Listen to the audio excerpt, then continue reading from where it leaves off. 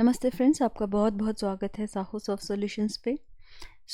Jasmine framework की इस series में आज हम आपके लिए कुछ रिकमेंडेशंस लेके आए हैं।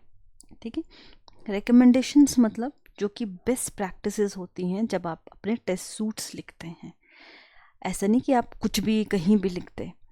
ठीक है, जैस्मिन आपको रेकमेंड करता है। देखिए, कुछ मेजर रिकमेंडेशन है जो आपको दिमाग में हमेशा रखना चाहिए जब भी आप अपना टेस्ट सूट लिखते हैं। तो पहला रिकमेंडेशन है use describe method. Describe method हम आपको पहले बता चुके थे। डिस्क्राइब मेथड क्या होता है, अगर आपको जानना है फिर से तो आप हमारे पुराने वीडियोस में जाके चेक करिएगा। ठीक है, देखिए, the describe function is for grouping related specs. क्या करते हैं हम इसको, जितने भी रिलेटेड उसके स्पेक्स हैं उसके लिए हम एक उसकी ग्रुपिंग कर देते हैं। तो जब भी आप अपनी स्पेक फाइल बनाते हैं, जनरेट करते हैं, तो जैस्मिन बाय डिफ़ॉल्ट आपको एक डिस्क्राइब मेथड बना के टॉप पे देता ही देता है। ठीक है, this group of specs is known as suite. ठीक है, और ये जो ग्रुप होता है, नंबर ऑफ स्पेक्स, सपोज उस ग्रुप के अंदर, उस डिस्क्राइब के अंदर आपने 5 स्पेक्स लिखे हैं, 5। ठीक है, इट ब्लॉक करके लिखते हैं आप, 5 सूट्स लिखे हैं, तो आपका ग्रुप क्या बन जाएगा, आपका एक कहलाएगा सूट कहलाएगा एक। ठीक है, और देखिए सूट कहलाएगा। सेकंड है आपका naming convention. So we need to create a spec file with the name that matches the source file you are unit testing, so that we can easily recognize the corresponding spec file. देखिए, क्या यहाँ पे बोलने की कोशिश करिए।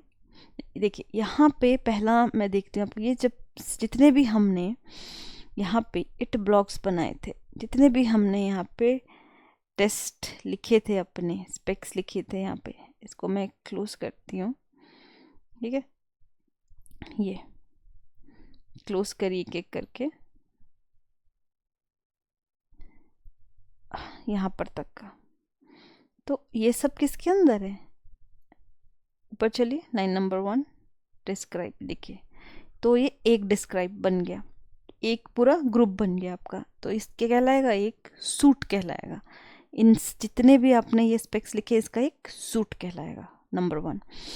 Number 2 कह रहे हैं आपका नेमिंग कन्वेंशन लॉजिकल होना चाहिए। जैसे हमने calculator.html का प्रोग्राम बनाया था, इसी के रिगार्डिंग तो हमने सूट्स लिखे थे अपने, इसी पे तो सूट लिखे थे हमने। इसका ठीक है, calculator.js में हमने सारे फंक्शन लिखे थे, add, subtract, multiply, divide.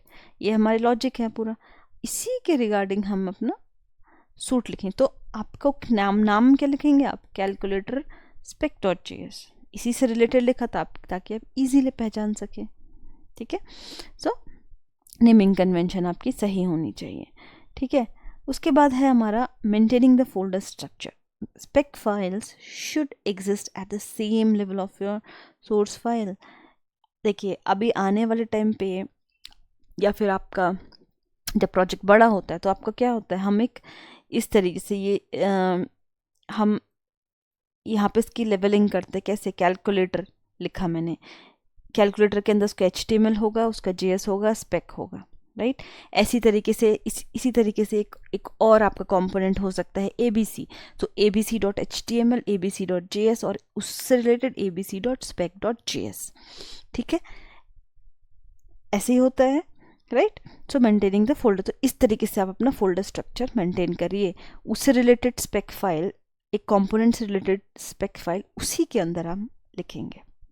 Fine, बहुत इजी है।